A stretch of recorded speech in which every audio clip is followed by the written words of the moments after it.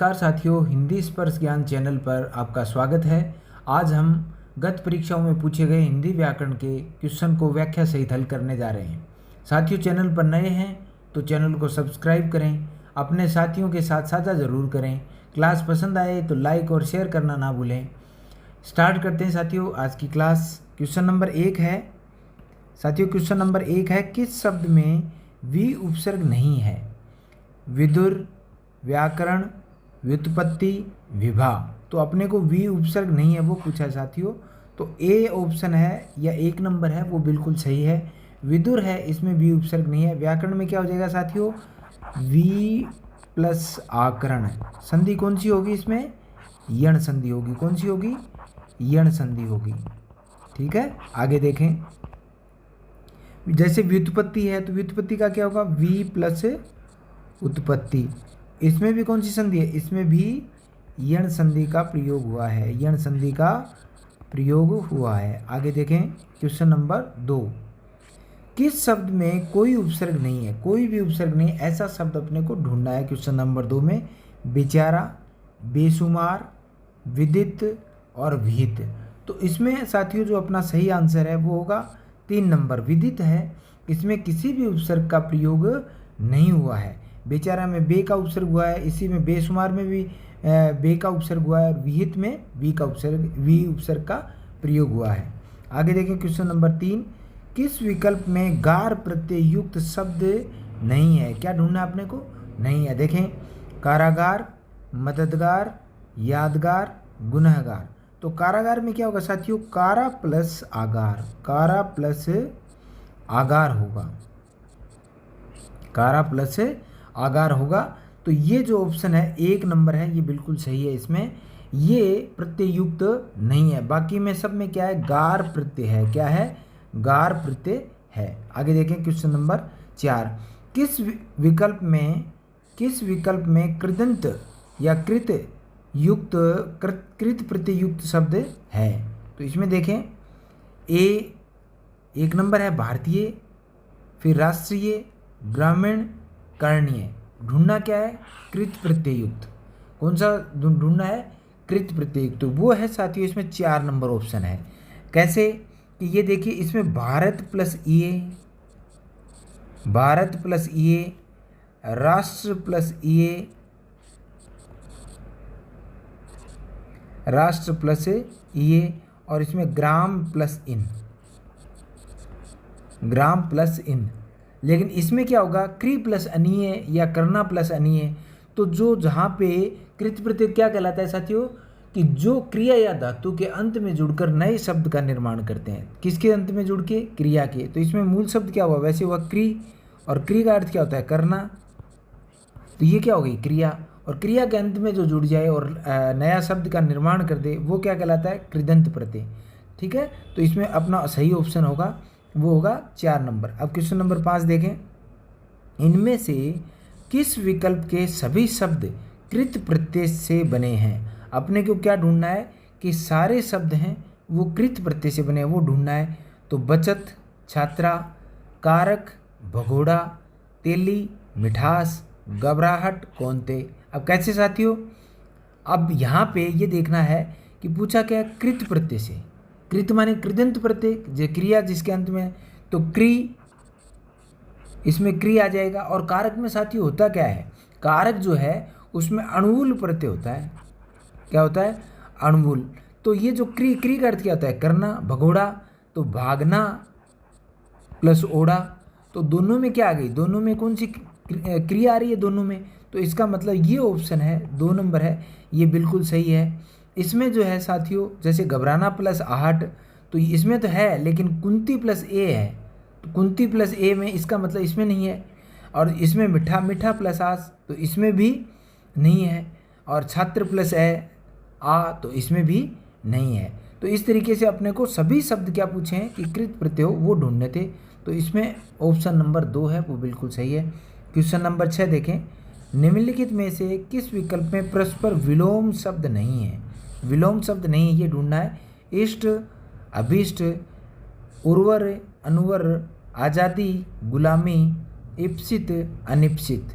तो साथियों इसमें जो अपना करेक्ट आंसर है वो होगा 1 नंबर। 1 नंबर है, ये परस्पर विलोम नहीं है। इष्ट का क्या होगा? अनिष्ट होगा साथियों। क्या होगा? अनिष्ट होगा साथियों, ये ध्यान रखना है। यहाँ पे इन्होंने क्या कर दिया? अभिष्ट कर दिया, जो कि गलत है। अब देखें क्वेश्चन नंबर 7। क्वेश्चन नंबर 7 क्या है साथियों? किस विकल्प के सभी शब्द परस्पर पर्यायवाची हैं? पर्यायवाची ढूंढना है साथियों कि सभी एक ही पर्यायवाची, एक ही शब्द के पर्यायवाची हैं। तो पावक जो है वो साथियों अग्नि का होता है। अनिल किसका? हवा का है। तो ये तो अलग अलग हो गए, नहीं हो सकता। प्रस्तर किसका है? पत्थर का है। उत्पल किसका है? कमल का है। भुजंग किसका है? सांप का है। और पनांगरी जो है वो साथियों गरुड़ होता है। पनंग, पनंग क्या होता है? सांप। पनंग का अरी, अरी मानी दुश्मन, पनंग मानी सांप का दुश्मन कौन? वो होता है गरुड़। तो इसका मतलब ये भी विपरीत है, एक दूसरे से नहीं आ रहे। ये दसन और रदन है, ये साथियों अपना 2 नंबर सही है। ये किसका पर्यायवाची है? ये दांत की पर्यायवाची हैं। ये जोड़ा बिल्कुल सही है, बाकी में अलग अलग आ रहा है यहाँ पे। ठीक है, क्वेश्चन नंबर 8 देखें। किस शब्द में कर्ण तत्पुरुष समास है? पथभ्रष्ट, गुणयुक्त, जीवनदान, स्वर्गपतित। तो साथियों इसमें क्या है? पथ से भ्रष्ट। पथ से भ्रष्ट मानी पथ से अलग हो जाना, अलग होने के अर्थ में आएगा। तो इसमें अप्पादान तत्पुरुष समास है। कौन सा? इसमें अप्पादान तत्पुरुष समास है, तो ये तो होगा ही नहीं। गुण से युक्त, गुण से युक्त, तो इसमें क्या है साथियों? ये 2 नंबर ऑप्शन है, ये बिल्कुल सही है। इसमें कर्ण तत्पुरुष समास है, इसमें अप्पादान है, जीवन का दान है ना। और ये स्वर्ग से पतित। ठीक है, तो ये हो जाएगा। तो इसमें भी क्या आ जाएगा? अप्पादान आ जाएगा। क्या आ जाएगा? अप्पादान आ जाएगा। बाकी पूछा क्या है कि कर्ण तत्पुरुष पूछा अपने को, तो कर्ण तत्पुरुष में कौन सा ऑप्शन बिल्कुल सही है? वो है आपका 2 नंबर ऑप्शन है, ये बिल्कुल सही है। अब देखें क्वेश्चन नंबर 9। किस शब्द युग्म का अर्थ भेद सुमेलित नहीं है? पूछा क्या है कि सुमेलित नहीं है, वो देखना है साथियों। द्वीप, द्वीप, तो द्वीप का क्या बताया? हाथी। और द्वीप का क्या बताया? टापू। उद्धार, उद्धार, उद्धार का क्या बताया? दानशील। और उद्धार का क्या बताया? दयालु। ऐसे दयालु, उतारना या भला करना। अवधि, अवधि, तो एक भाषा, समय सीमा। अविराम, अभिराम, तो अविराम का क्या बताया? निरंतर। अभिराम का क्या बताया? सुंदर। क्या है? सुमेलित नहीं है, वो ढूंढना है। तो इसमें 3 नंबर ऑप्शन है, ये बिल्कुल सही है। अवधि का यहाँ पे अर्थ क्या होगा साथियों? समय सीमा ये होगा। और इस अवधि का क्या है? ये एक भाषा होगा। तो ये सुमेलित नहीं है, बाकी सब ठीक है। द्वीप है, ये होगा हाथी। द्वीप है वो टापू। इस तरीके से देख लेंगे। क्वेश्चन नंबर 10 देखें। ऐसा रोग जो छूने मात्र से फैलता हो, वाक्यांश के लिए सार्थक शब्द है? संक्रामक रोग, दूसरा है असाध्य रोग, तीसरा है घातक रोग, और चौथा है चरम रोग। तो साथियों इसमें जो है वो होगा संक्रामक रोग। क्या है? अपना 1 नंबर ऑप्शन है, वो बिल्कुल सही है। क्वेश्चन नंबर 11 देखें। किस विकल्प के सभी शब्द वर्तनी की दृष्टि से शुद्ध हैं? वर्तनी की दृष्टि से क्या ढूंढने? शुद्ध हैं वो ढूंढने। दृष्टा, गृष्ठ, तो इसमें जो साथियों 11 नंबर ऑप्शन है, इसमें जो सारे शुद्ध हैं वो ढूंढने हैं। तो ये इसमें ये ऑप्शन है दृष्टा और गृष्ठ, अधीन, दुरावस्था, उच्छिष्ट, प्रतिनिधि, दंपति, गृहिणी। तो सारे विकल्प हैं, तो उसमें कौन सा सही होगा? 1 नंबर बिल्कुल सही है। इसमें दृष्टा और गृष्ठ बिल्कुल ठीक है। अधीन सही है, लेकिन इसमें दुरावस्था होगा साथियों। क्या होगा? दुर्वस्था होगा, ये शुद्ध है। इसमें उच्छिष्ट ठय होगा, ठय नहीं टय होगा साथियों यहाँ पे। बाकी प्रतिनिधि सही है। दंपति सही है, लेकिन गृहिणी होगा यहाँ पे, गृहिणी होगा साथियों। तो ये जोड़ा था, ये बिल्कुल सही है, 1 नंबर। आगे देखें क्वेश्चन नंबर 12। व्याकरण की दृष्टि से कौन सा वाक्य अशुद्ध है? अशुद्ध वाक्य यहाँ पे छांटना देखना है अपने को। अब देखें 1 नंबर, किसी को गाली देना ठीक नहीं है। 2 नंबर, वह सदैव सही समय पर आता है। 3 नंबर, पकड़े जाने पर वह औरतें रोने लगी। वह पिछले महीने बार बार जयपुर जा आया है। ये अशुद्ध है साथियों। 4 नंबर, वह पिछले महीने जयपुर जा के आया है ना। बार बार जयपुर जा आया है, ये यहाँ पे सही नहीं है। जा आया है, ये सही नहीं है। तो 4 नंबर है, ये इसमें अपना सही है। क्वेश्चन नंबर 13 देखें, इनमें से किस मुहावरे का भावार्थ सही नहीं है? इनमें से किस मुहावरे का भावार्थ सही नहीं है? फटे हाल होना, बहुत गरीब होना, टका सा जवाब देना, साफ मना कर देना, घर बसाना, विवाह करना, पेट पर लात मारना, भयंकर चोट पहुंचाना। तो साथियों इसमें भी 4 नंबर ऑप्शन है, ये बिल्कुल सही है, ये सही है यहाँ पे। बाकी तीनों के तीनों सही हैं और ये इसका अर्थ है वो गलत है। ठीक है, अब देखें क्वेश्चन नंबर 14, बहती गंगा में हाथ धोना का भावार्थ है, तेज बहती गंगा की धारा में कभी नहाना नहीं चाहिए, समय से लाभ उठाना चाहिए, बहती गंगा में हाथ धोने से गंगा स्नान का पुण्य मिलता है और बहती हुई गंगा की धारा में केवल हाथ धोने चाहिए। तो इसमें जो साथियों है अपना 14 में वो 2 नंबर ऑप्शन बिल्कुल सही है, समय से लाभ उठाना चाहिए। अब देखें क्वेश्चन नंबर 15, अनेकार्थक शब्द द्विज का कौन सा अर्थ असंगत है? असंगत पूछा है जो सही नहीं है। अनेकार्थी है साथियों ये, दांत, हाथ, पक्षी, चंद्रमा। जिस द्विज का मतलब क्या होता है? द्वि मानी दो, जय मानी जन्म लेने वाला, जिसने 2 बार जन्म लिया हो। तो दांत एक बार तो जब जन्म पैदा होते हैं तब फिर गिर के वापस आते हैं, है ना।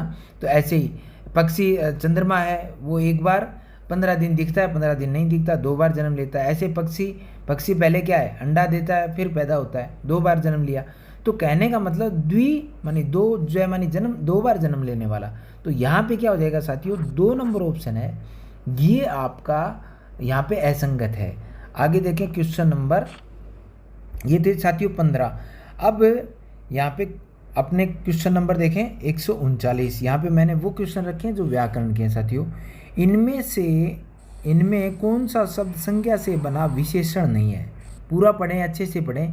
किससे बना हुआ? संज्ञा से बना हुआ। क्या नहीं है? विशेषण नहीं है। आगे देखें, पहला क्या है? आर्थिक, प्राथमिक, सामाजिक और वैज्ञानिक। तो साथियों यहाँ पे जो 2 नंबर ऑप्शन है ये बिल्कुल सही है। कैसे कि आर्थिक में क्या होगा? अर्थ प्लस इक, सामाजिक में क्या होगा? समाज प्लस इक, और वैज्ञानिक में क्या होगा? विज्ञान प्लस इक। तीनों ही जो शब्द हैं वो तीनों मूलर्थ जो निकले हैं वो क्या है? संज्ञा है। लेकिन जो प्राथमिक शब्द है वो क्या होगा? प्रथम प्लस इक। तो प्रथम क्या होता है? प्रथम क्या होता है साथियों? प्रथम तो विशेषण है। तो ये ध्यान रखना है, यहाँ पे संज्ञा से बना। तो ये संज्ञा से नहीं बना है। ये किससे नहीं बना है? संज्ञा से नहीं बना है। ये किससे बना है? विशेषण से ही बना है। ठीक है, आगे देखें क्वेश्चन नंबर 140, इनमें कौन सा शब्द विशेषण नहीं है? अब साथियों भाईचारा, बेचारा, थकाहारा, बेसहारा। तो इसमें अपना क्या हो जाएगा साथियों? इसमें भाईचारा है, भाईचारा है, ये क्या है? विशेषण नहीं है, ये संज्ञा है। ठीक है, बाकी सारे के सारे क्या है? विशेषण है। अब देखिए क्वेश्चन नंबर 141, इनमें से किस विकल्प में अकर्मक क्रिया का प्रयोग है? अकर्मक क्रिया का प्रयोग किया गया है।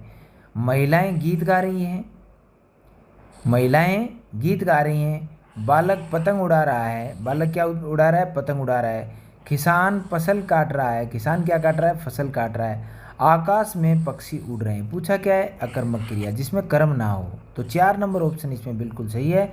पक्षी उड़ रहे हैं या पक्षी आकाश में उड़ रहे हैं, एक ही बात है। दोनों के दोनों वाक्य हैं वो किस में आएंगे? अकर्मक क्रिया के ही उदाहरण हैं। ठीक है, अब 142 नंबर देखें, किस विकल्प में मध्यम पुरुष का प्रयोग हुआ है? किसका पूछा है?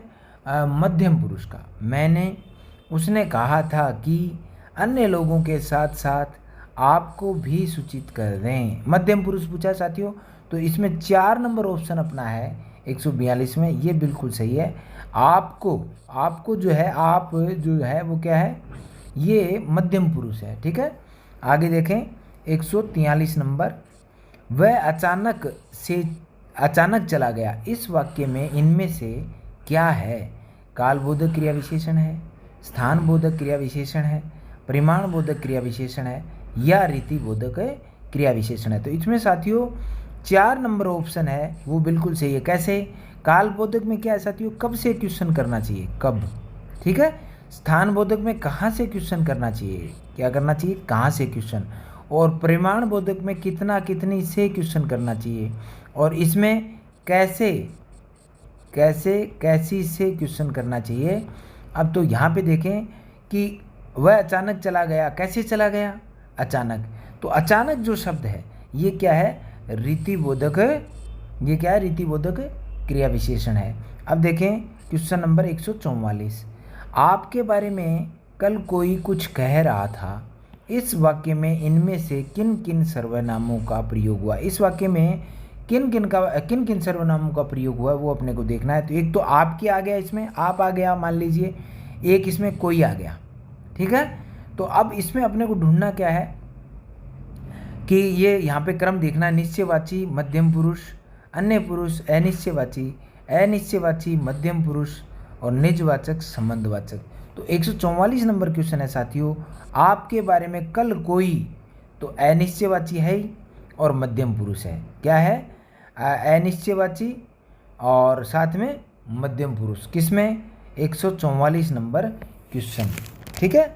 अब आगे देखें 145 नंबर क्वेश्चन, भगवान तुम्हारा भला करे, ये वाक्य इनमें से किस प्रकार का है। ये किस प्रकार का वाक्य है, ये अर्थ के आधार पे होते हैं साथियों। अर्थ के आधार पे कितने प्रकार के होते हैं, 8 प्रकार के। हिंदी में अर्थ के आधार पे वाक्य भेद कितने होते हैं, 8 होते हैं। ये भी परीक्षा में कई बार पूछ लिया जाता है।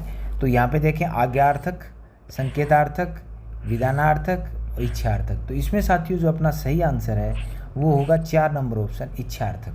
आगे देखें क्वेश्चन नंबर 146, जो ज्ञानी होते हैं उनका सभी सम्मान करते हैं, इस वाक्य में इनमें से कौन सा उपवाक्य। अब यहाँ पे उपवाक्य ढूंढना है साथियों, विशेषण उपवाक्य, संज्ञा उपवाक्य, क्रिया विशेषण उपवाक्य, संज्ञा तथा क्रिया विशेषण उपवाक्य। तो इसमें क्या है साथियों, अपना करेक्ट आंसर होगा वो होगा साथियों 1 नंबर, विशेषण उपवाक्य। तो विशेषण में जो जितना, जैसे, जिसके, ये इस तरीके के जो आते हैं, इस जो से आप क्या कर सकते हैं, पहचान कर सकते हैं कि किसका उदाहरण है ये, विशेषण उपवाक्य का है। संज्ञा में क्या है, या तो आपको साथियों की मिलेगा या आपको तो मिलेगा। और जो क्रिया विशेषण है उसमें जहाँ, जहाँ, तहाँ, जब, तब, ये, यद्यपि, ये सारे के सारे किसमें मिलेंगे, ये क्रिया विशेषण में मिलेंगे। तो ये आश्रित उपवाक्य के 3 भेद होते हैं साथियों, संज्ञा उपवाक्य, विशेषण और क्रिया विशेषण। उससे ये क्वेश्चन पूछा गया। आगे देखें क्वेश्चन नंबर 147, इनमें संयुक्त वाक्य कौन सा है।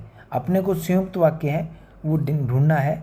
हम जयपुर गए और वहाँ 4 दिन रुके, अच्छे लड़के नियमित पढ़ाई करते हैं, जिसका मुझे भय था वही हुआ, सामने वाले कमरे में 4 लड़के व्याकरण की पुस्तक पढ़ रहे हैं।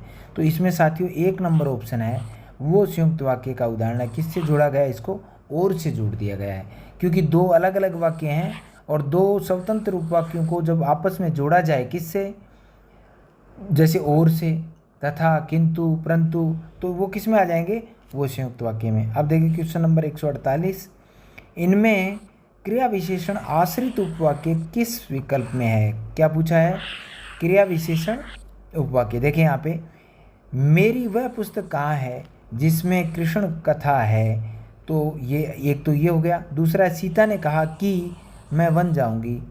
तीसरा, वह कमरा अब बंद है जिसमें हम बैठा करते थे। और इसके बाद 4 नंबर ऑप्शन है, उसने वैसा ही किया जैसा कहा गया था। तो साथियों जैसा वैसा, जैसा वैसा, तो इसका मतलब 4 नंबर ऑप्शन है 148 में वो सही है। बाकी साथियों यहाँ पे अब जिसमें आ गया, तो ये जिसमें आ गया तो इसका मतलब क्या है, ये विशेषण है, विशेषण उपवाक्य है। क्या है, विशेषण उपवाक्य। इससे पहले ही आपको बता के आया हूँ कि ये आ गया साथियों, अभी थोड़ी देर पहले ही बताया था आपको, संज्ञा उपवाक्य है। क्या है, संज्ञा उपवाक्य है। और जिसमें आ गया साथियों तो फिर ये क्या आ गया, फिर ये इसमें विशेषण उपवाक्य हो गया। क्या हो गया, विशेषण उपवाक्य हो गया। आगे देखिए क्वेश्चन नंबर 149, इनमें कौन सा संधि शब्द सही है। सही है वो पूछा साथियों, कवि प्लस इंद्र, कविंद्र, राम प्लस ईस रमेश, और उत प्लस सवसित उच्छ्वसित, दिंग दिक नाग दिंगनाग। तो इसमें जो साथियों जो गलत है, सही पूछा है इसने, सॉरी सही पूछा है, तो सही है वो 3 नंबर ऑप्शन है ये, सॉरी 149 में 3 नहीं 4 नंबर ऑप्शन है ये बिल्कुल सही है, 4 नंबर ऑप्शन है ये बिल्कुल सही है साथियों। बाकी तीनों गलत हैं। कैसे, अब बता देता हूँ। देखिए कवि प्लस इंद्र क्या होगा, कविंद्र होगा साथियों, ऐसे लिखा जाएगा, जबकि यहाँ पे क्या लिखा है, छोटी ई लिखी है। और रमेश तो राम नहीं होता, रमा प्लस ईस होता है, क्या होता है, रमा प्लस ईस, ठीक है। और उत की जगह क्या आएगा साथियों, उद, उद उपसर्ग का प्रयोग किया जाएगा यहाँ पे, शवसित, ये आ जाएगा। बाकी इसमें 4 नंबर ऑप्शन है ये सही है, बाकी तीनों गलत हैं। क्वेश्चन नंबर 150 देखें, निम्नलिखित शब्दों को ध्यान से पढ़िए। अब देखें, क्योंकि, वह, शीघ्र, तथा। अब करना क्या है साथियों इसमें कि उपर्युक्त विकल्पों में से समुच्चय बोधक अव्यय, कौन सा समुच्चय बोधक अव्यय किस किस विकल्प में है, ये अपने को देखना है।